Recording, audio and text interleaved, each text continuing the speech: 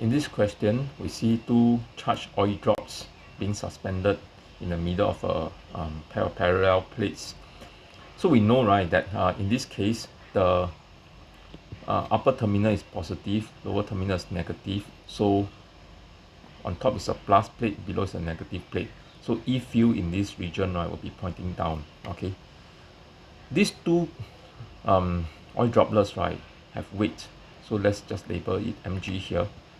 Well, if it's to be balanced, right, then the electric force will have been upwards. Okay, and it must be equals to mg. This one is also equals to delta v over d times of q.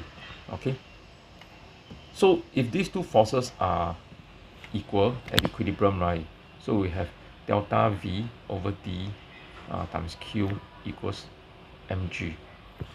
Now, if there is a second guy which also is suspended, right, let's not make it 2 times the mass, let's just make it generic, x times the mass.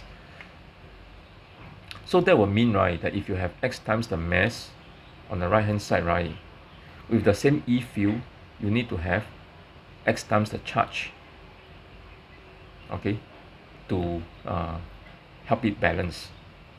So, right, if now we make the plates come closer, this is to make the electric force, right, become bigger.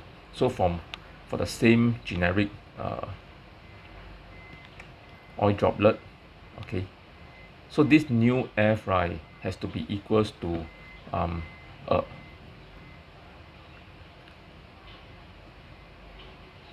this new F, right, will become bigger. Okay, so we have a certain d prime times a certain xq, and then mg, right, will still be x times of mg. So let's see what's the effect. Well, you will have, right, net force equals to ma,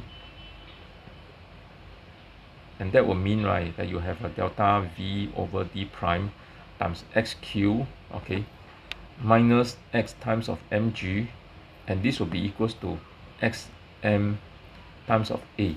Okay, so you can see, right, the x will appear in all three terms, so they will all cancel out. Turns out, right, that a is simply going to be independent of x, so you'll just be a delta v over the new distance, okay, times q over m, okay, minus g. So we don't see x here, therefore, right, both x and y must move out with the same acceleration independent of their masses. So that will be answer A.